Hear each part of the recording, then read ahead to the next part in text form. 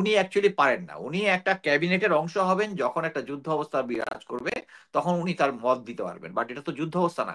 এই সময় উনি বলতেছেন যে উনি অভিভাবকহীন, মানে হচ্ছে তিনি প্রফেসর ইউনূসকে অভিভাবক হিসেবে স্বীকার করতেছেন না, এবং এটাও আবার ফার্দার কনফার্ম করে যে উনি সার্জিস সাজিব ভুঁইয়াদেরকে বলেছিলেন যে প্রফেসর ইউনূস একজন কনভিক্টেড, তাকে ইয়ানা বানানোর জন্য, এবং বুকের পাথর চাপা দিয়ে। তার এই কথাটাই বোঝাচ্ছে এই বুকে এখনো পাথর চাপা দেওয়া আছে, উনি নিজেকে হালকা করেন নাই।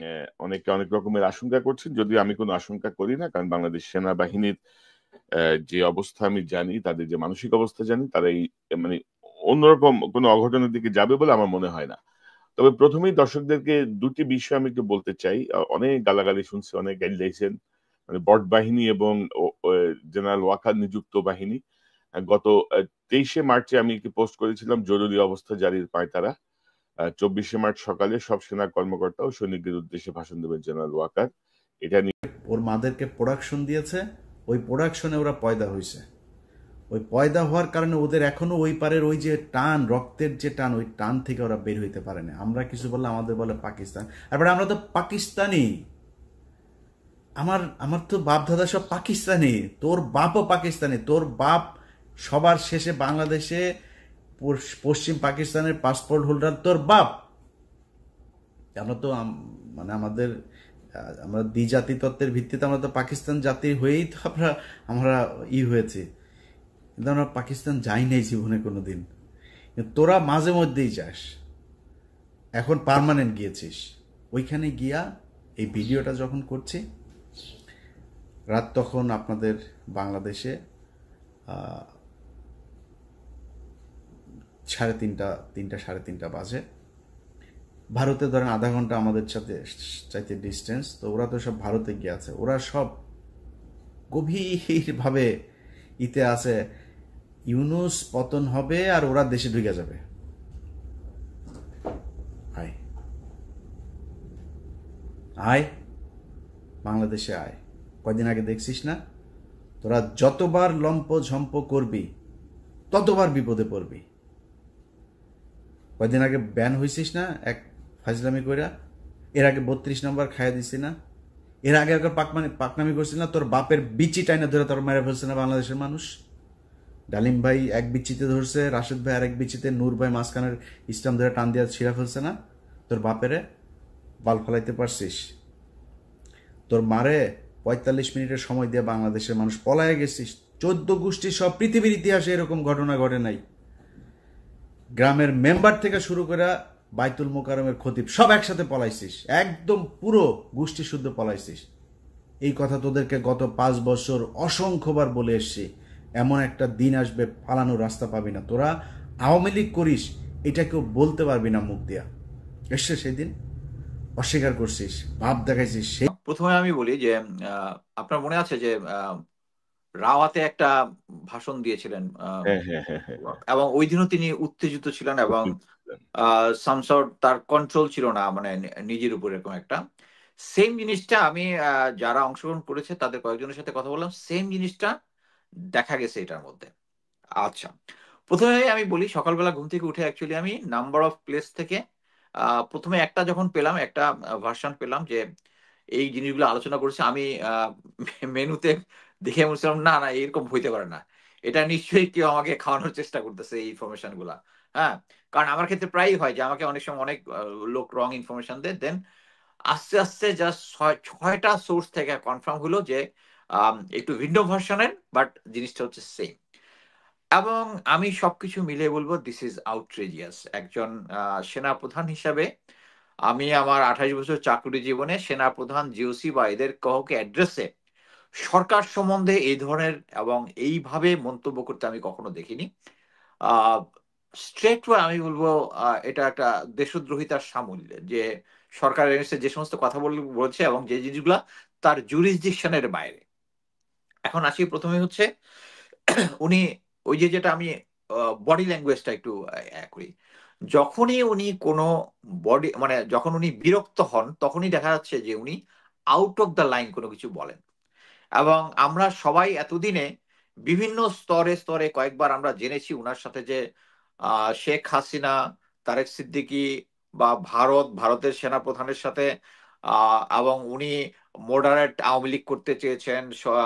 তারপরে finally Sheikh Hasina, sorry, professor ইউনূসকে বলেছেন আওয়ামী লীগ নিষিদ্ধ না করার জন্য।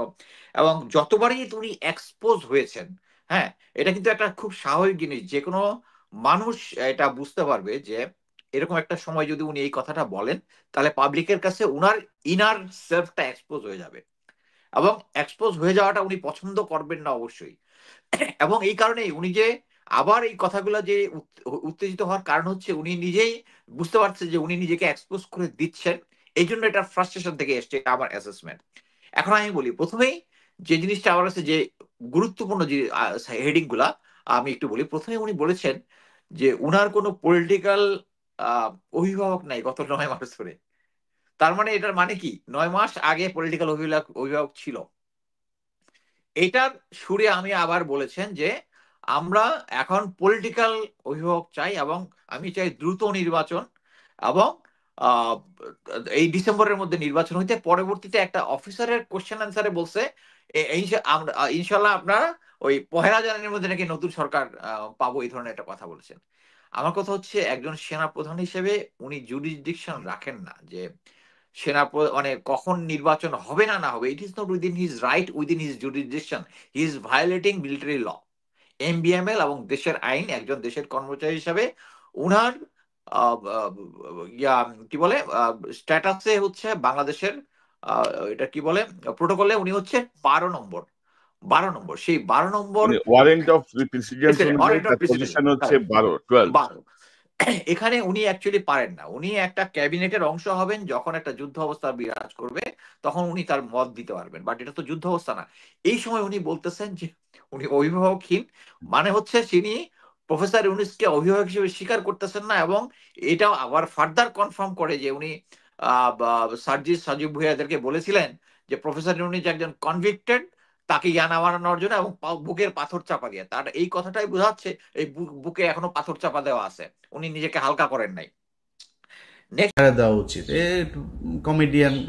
এখন নুসরাতের ধরেন জিনিস আছে, নুসরাত জিনিস দিয়া ছাড়া পেয়ে গেছে, এখন ওর তো জিনিস নাই, ও ছাড়া পাবে কেমন, ওরে জেলে ঢুকা গেছে। যাই হোক, খালি জামাত আওয়ামী লীগের পক্ষে একদিন কথা বলছিল ওই যে নমিনেশন আনতে যায়, কি পেটানো ওটা পেটাইছে। দেখ, ওদের লজ্জা সরম কোনো কিছু যদি থাকে জীবনে, আর এই হুমকি দেওয়ার সাহস পাইতে না। এখন তোরা হুমকি দিস, লগি বইটা নিয়ে কালকে আওয়ামী লীগের বিভিন্ন পেজে টেজে ওরা রাতে না পারে দেশে চলে আসে, এরকম এক পরিস্থিতি। লগি বইটা নিয়ে তারা নাকি মারা ফেলবে, খায় ফেলবে, একটা কেউ যেতে দিবি না, বেরোতে দিবি না।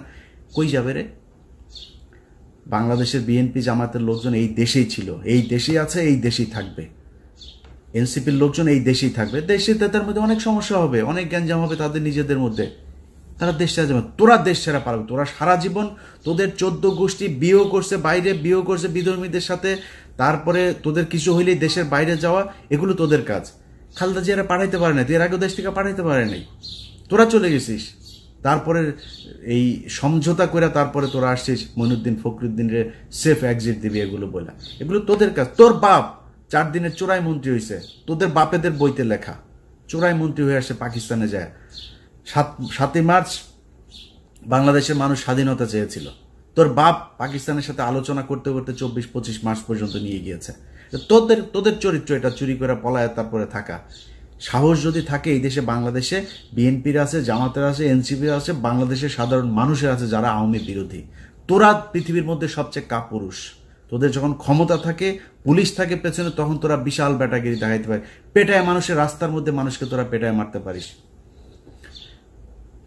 এর বাইরে পারিস না। তো কথা বেশি বললাম না, শুধু এতটুকুই বলি, আওয়ামী লীগের লোকজন তোদের কপালে এখনো বিপদ আছে। তোরা এর পরের বার মনে কর এই যে যা যা করছিস, আমি আগেও বলেছি, যত তোরা কামড়াইতে যাবি তোদের কিন্তু বিপদ তত আসবে। এরপরে কিন্তু হঠাৎ করে তোর ওই টুঙ্গিপাড়া যায় কিন্তু হিসু করে দিয়ে আসবে পাবলিক, একদম চুরমার করে ভাঙচুর করে দিবে। 32 নম্বর ভাঙছি, ফালাইতে পারছিস কিছু? কোনো বাল ফালাইতে পারছিস? তোর 32 নম্বর 1 ঘন্টা নোটিসে ভেঙে দিছি, কিছু করতে পারছিস? পারবিও না। টুঙ্গিপাড়া পাঠাই দিব, কিন্তু পারবি না কিছু করতে। করবি, মানুষকে খেপাবি, মানুষ কিন্তু তোদের উপর প্রচন্ড খেপে আছে, মানুষ এখনো সেই জায়গায় আর যাইতে চায় না। তোরা এই দেশের এতিম পোলাপান, এগুলোরে তোরা রাতের বেলা রাতের আধারে মারছিস, মায়েরা তারপরে সংসদে